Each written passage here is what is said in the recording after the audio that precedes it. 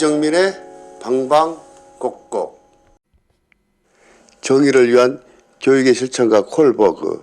그는 1927년 뉴욕의 브롱스빌에서 태어났습니다. 그는 부유한 가정에서 자라 미국의 명문 사립고등학교 앤도버에서 졸업을 하였지만 대학을 포기하고 17살 때 상선에서 취직하여 20세까지 세계 여행을 하였습니다. 그 후 이스라엘 건국운동을 돕기 위해 귀환자 수송 비행기 부주종사로 활동을 하였으며 이러한 경험은 도덕성 발달의 기초가 되어 시카고 대학에 입학을 하고 피아제 이론을 관심을 갖게 되었습니다. 1948년 시카고 대학에서 석박사 학위를 취득하고 20년 동안 같은 피험자들 대상으로 종단 연구를 마친 후 도덕성 이론을 발표하게 되었습니다. 자, 그럼 인습에 대해서 구체적으로 한번 들어가 볼까요?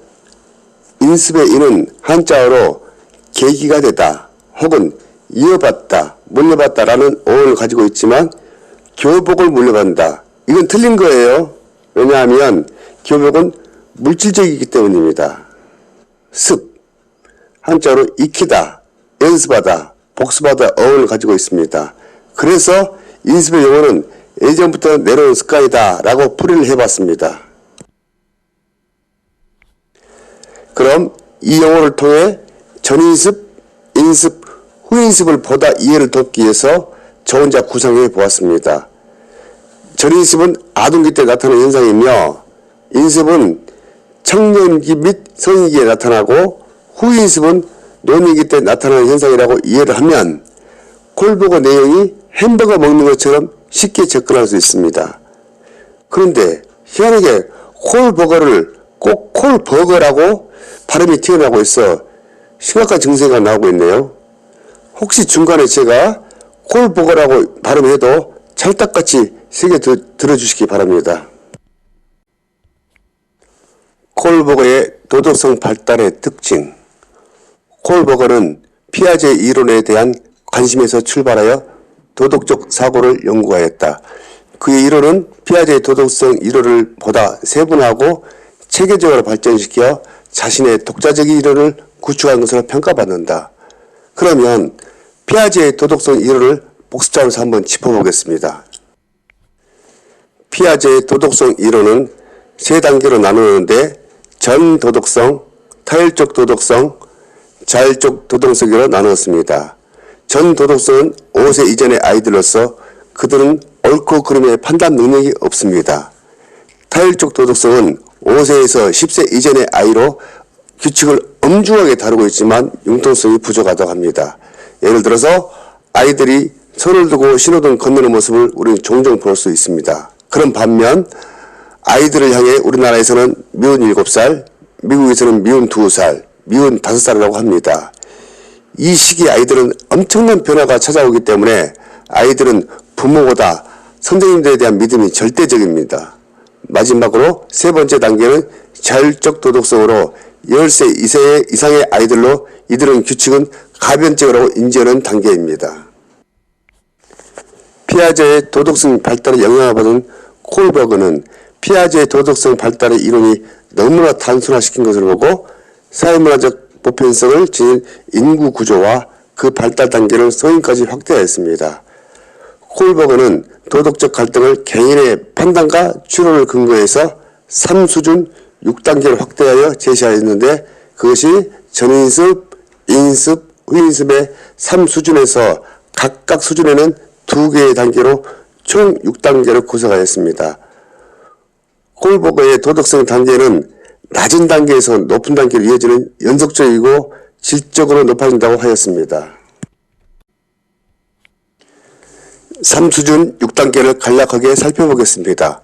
1순위는 전인습으로 1단계는 처벌과 복종, 2단계는 수단적 쾌락주의, 2순위는 인습으로 3단계는 착한 소녀, 소녀 지향, 4단계는 사회 질서의 원리, 3순위에는 후인습으로 5단계는 도덕적 융통성, 6단계는 보편적 도덕성으로 구분되어 있습니다. 제1수준 전인습, 도덕적 규범이나 선악의 개념을 갖고 있지만 행위에 대한 처벌이나 보상의 규칙에 따라 도덕적으로 판단하는 것이다. 이 시기 아이는 미성숙으로 개인 내적 기준에 판단하지 않고 외부적 결과나 자기 중심적 쾌락을 기준에 의해서 처벌과 복종, 쾌락주의 수단으로 구분하는 것이다. 1단계 처벌과 복종 지향 3살에서 7살 사이로 유아기 시기에 해당된다. 1단계는 처벌과 복종 지향 단계이며 행동의 결과에 따라 가치가 결정되고 처벌이 클수록 나쁜 것이고 피할 수 있는 처벌은 나쁘지 않다고 생각하는 것입니다. 즉 벌을 피하기 위해서 나는 규칙을 지키는 것이다. 예를 들자면 내가 신호등을 지키는 이유는 신호등을 지키지 않으면 벌을 받기 때문이다. 그래서 옳고 그름의 판단은 결과에 의해서 결정되는 것이다. 처벌을 피하기 위해서 권위와 명령에 무조건 복종하는 것입니다. 혹시 아이들 놀이터에서 참 잘했어요 도장을 받아보신 적 있으신가요? 이 또한 좋은 예라고 할 수 있습니다. 2단계 수단적 쾌락주의 지향 8살에서 11살 사이 수준이다. 자신에게 이익과 보상이 따를 때 규칙을 지키는 것이고 처벌받을 일들은 피하는 것이다. 다시 말해서 상대주의 지향 단계이며 자신의 이익을 얻기 위해서 권위자의 규칙에 따르고 다른 사람의 입장을 받아들이는 것이다. 이것은 개인적 욕구를 충족하는 데 기초를 두고 있습니다. 백전백승의 오저서가 병사의 고름을 입으로 빠는 것을 보고 한비자는 자기에게 이익 때문이라고 말했습니다. 3일 이상 굶은 사람이 빵을 훔치는 것에 죄책감을 갖고 있지 않습니다. 왜냐하면 규칙 이전에 기본적인 욕구와 충족이 우선되기 때문입니다. 빵을 훔쳐 징역 5년의 장발장 이야기가 뒷받침이 되고 있습니다. 제2수준 인습 결과와 상관없이 가족이나 사회, 국가 등의 규범이나 규칙에 따르고 다른 사람의 관점을 이해하고 받아들이는 것이다. 즉 다른 사람이 하니까 어떠한 행동을 따라하는 것으로 이것은 타인에게 인정받고 만족시키기 위한 행동이다. 우리 속담에 친구 따라 강당 간다는 말이 있습니다. 3단계 착한 소년 소녀 지향 12살에서 7살 사이의 수준이다. 타인을 기쁘게 하거나 인정받는 것이 옳은 것이라고 생각하면서 착해지려고 사회적 규준을 수용하는 것이다. 내가 신호등을 지키는 이유는 바로 다른 사람이 모두 교통질서를 지키기 때문이고 이로 인해서 나의 도덕성을 인정받을 수 있다. 선한 동기를 가지고 타인에게 관심을 보이는 것이 선이라고 생각하고 대인관계의 조화를 위해 타인으로부터 비난받지 않으려고 행동을 하는 것이다. 4단계 사회 질서와 권위 지향 18살에서 25세 이상의 성인이다. 권위자를 존중하고 사회 질서를 유지하는 것이 옳은 행동이므로 사회적 규범이나 질서를 지향한다. 내가 신호등을 지키는 이유는 빨간색 불과 초록색 불이 법이 명시되어 있기 때문에 규칙에 따르는 것이다. 권위와 사회 질서 유지의 도덕성이라고 할 수 있다. 스스로 동의한 현실적 의무를 준수하는 것이 선이라고 생각한다.